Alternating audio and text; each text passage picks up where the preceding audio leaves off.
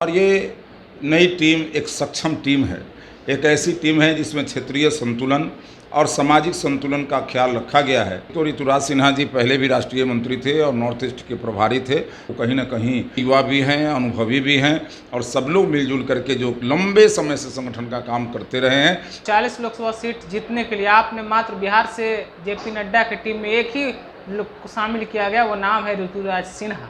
बाकी लोगों को कहीं पीछे छोड़ दिया गया है। बिहार के नेतृत्व पर केंद्र का पूरा भरोसा है और इसलिए कई यहाँ के सक्षम नेता जो हैं, कई राज्यों के प्रभारी भी हैं और इसलिए एक बात मान के चलिए कि बिहार का हमेशा छाप रहा है राष्ट्रीय टीम पर। एक तरफ आप जेपी नड्डा ने नई टीम का ऐलान किया है, दूसरी तरफ विपक्षी एकता जो है, इंडिया नाम की जो विपक्षी एकता मुहिम है, 20 सांसदों की टीम मणिपुर में दौरा कर रही है। आप मणिपुर की घटना में आपकी सरकार कहीं ना कहीं फेल्योर साबित हो रही है क्या? INDIA को बिहार भी आना चाहिए। मणिपुर की घटना के लिए वो इतने बेचैन हैं। बेगूसराय में की घटना पर उन मरवाहत नहीं हुए हैं, क्या उनको बिहार का दौरा नहीं करना चाहिए? नमस्कार, आप देख रहे हैं लाइव बिहार में हूँ आपके साथ असलम अब्बास। लोकसभा चुनाव 2024 को लेकर भाजपा लगातार जो है एक्टिव मोड में है, लगातार काम किया जा रहा है। खास करके राजनीतिक समीकरण की बात करें तो भाजपा फूक फूक कर सभी कदम रख रहे हैं और हर पहलू को देखा जा रहा है। इसी बीच जेपी नड्डा जो भाजपा के राष्ट्रीय अध्यक्ष हैं, उन्होंने नई टीम का ऐलान किया है। उसमें से बिहार के एकमात्र नेता ऋतुराज सिन्हा जो युवा चेहरा हैं, उनको भी शामिल किया गया है, उनको भी जिम्मेदारी दी गई है। और आज इसी मुद्दे पर हमारे साथ बातचीत करने के लिए भाजपा के प्रवक्ता अखिलेश सिंह हैं और उनसे हम जानेंगे क्या कुछ पार्टी का निर्णय है, क्या कुछ प्लान है, क्या कुछ मंशा है। तो अखिलेश जी, सबसे पहले तो स्वागत है आपका। जी धन्यवाद। 2024 चुनाव के लिए कमर कस लिए हैं जेपी नड्डा ने, नई टीम को ऐलान कर दिया। क्या इनके बदौलत आप जीत पाएंगे? एनडीए जो है बनाम इंडिया नाम का जो गठबंधन है, हरा पाइएगा?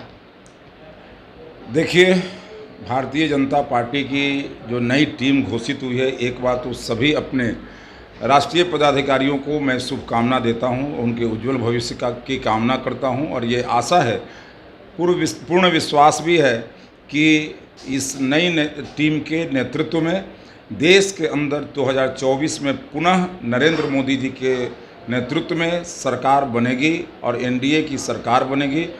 जो नरेंद्र मोदी जी का जो विकास की जो यात्रा प्रारंभ हुई है, वो अंजाम तक पहुंचेगी और ये नई टीम एक सक्षम टीम है। एक ऐसी टीम है जिसमें क्षेत्रीय संतुलन और सामाजिक संतुलन का ख्याल रखा गया है।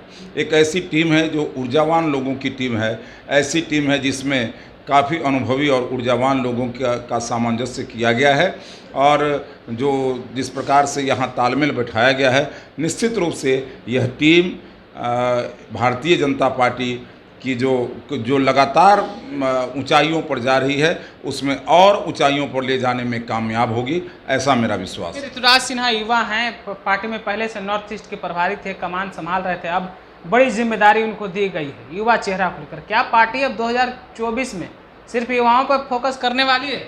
देखिए, मैं फिर से कह रहा हूं कि एक तो ऋतुराज सिन्हा जी पहले भी राष्ट्रीय मंत्री थे और नॉर्थ ईस्ट के प्रभारी थे।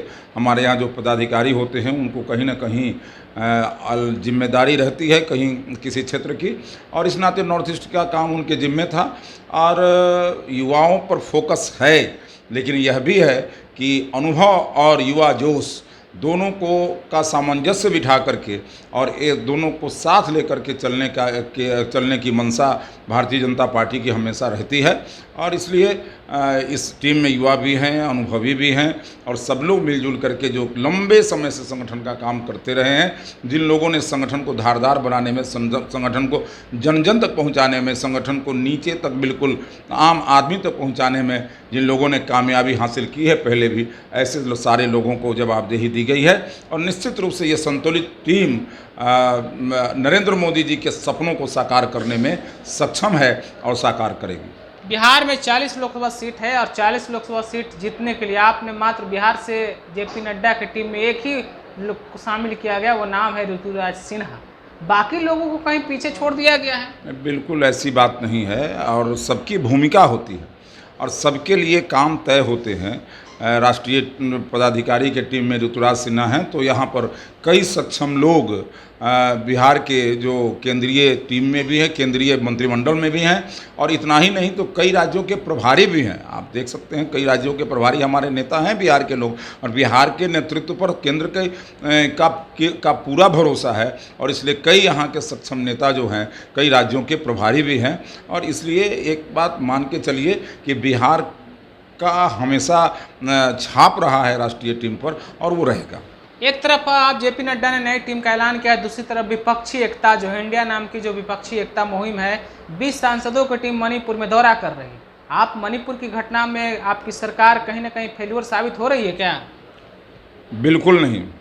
मणिपुर की घटना के लिए जितना सरकार को, केंद्र सरकार को जितना एफर्ट लगाना चाहिए लगा रहा है, लेकिन मैं ये कहना चाहता हूँ कि पूर्वांचल के अंदर जिस प्रकार से कांग्रेस की सरकार ने लगातार उपेक्षा की नीति अपनाई, क्षेत्रीय असंतुलन, सामाजिक असंतुलन जिस प्रकार से कांग्रेस के शासन में रहा, और वही वो जैसे आज़ादी के बाद जिस तरह से क्षेत्रीय संतुलन होना चाहिए था, सामाजिक संतुलन होना चाहिए था, उन लोगों ने नहीं किया।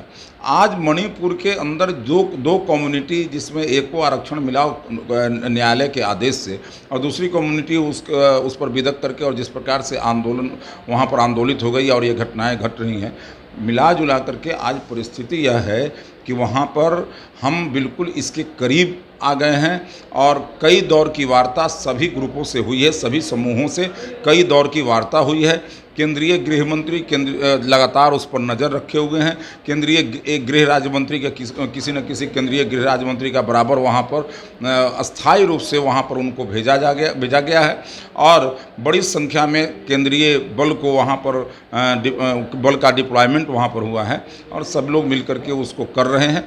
निश्चित रूप से जल्द ही उस पूरे समस्या का समाधान हो जाएगा, पूरी स्थिति नियंत्रण में आ जाएगी। लेकिन जहाँ तक सवाल आपने कहा INDIA की, तो INDIA को बिहार भी आना चाहिए।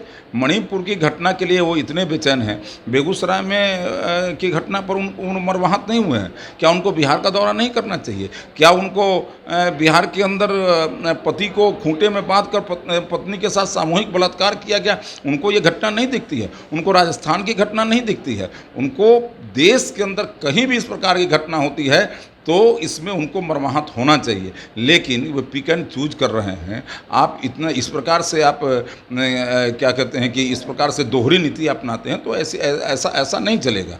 और मणिपुर की घटना पर जिस प्रकार से संसद के अंदर प्रधानमंत्री जी ने लगातार विपक्ष को पत्र लिख करके और कहा कि आइए हम चर्चा कराते हैं, और वो अनावश्यक हंगामा वहाँ खड़ा किए हुए हैं। जो एक समय जब अगर देश का एक भाग जल रहा है तो वहाँ पर राजनीति नहीं होनी चाहिए, सबको मिलकर के उस समस्या के समाधान में आगे बढ़ना चाहिए। और आप राजनीति कर रहे हैं, इतने असंवेदनशील हो गए कि इतने संवेदनशील मामले में, इतने संवेदनशील क्षेत्र में, जो इतना संवेदनशील क्षेत्र है हमारा, ये क्या कहते हैं बॉर्डर का इलाका है, और वहाँ पर आपको राजनीति दिख रही है। और इसलिए मैं कहना चाहता हूँ कि इन लोगों के अंदर संवेदना नहीं है, सिर्फ और सिर्फ वो राजनीति कर रहे हैं। तो अभी आप सुन रहे थे अखिलेश सिंह को किस तरीके से लोकसभा चुनाव को लेकर एक तरफ जेपी नड्डा अपनी टीम को मजबूत कर रहे हैं, अलग अलग नेताओं को जिम्मेदारी सौंपे हैं, तो दूसरी तरफ विपक्ष मणिपुर की घटना को लेकर लोकसभा चुनाव से पहले सरकार को, भाजपा को घेरने का काम कर रही है, जिस पर अखिलेश सिंह ने बोल रहे थे क्या कुछ मंशा है विपक्ष का और क्या कुछ मंशा है केंद्र सरकार की। आपने खुद सुना है, आप अपनी राय क्या रखते हैं? क्या सचमुच में जेपी नड्डा की जो नई टीम है वो लोकसभा चुनाव 2024 को जिताने में सफल हो पाएगी, या फिर जो मणिपुर की घटना हो रही है उसको लेकर सचमुच में विपक्ष सियासत कर रही है? आप अपना कमेंट हमें जरूर भेजिएगा। तब तक के लिए लाइव बिहार के साथ जुड़े रहिए। आपका बहुत बहुत शुक्रिया। लाइव बिहार YouTube पर सब्सक्राइब और Facebook पर लाइक जरूर करें।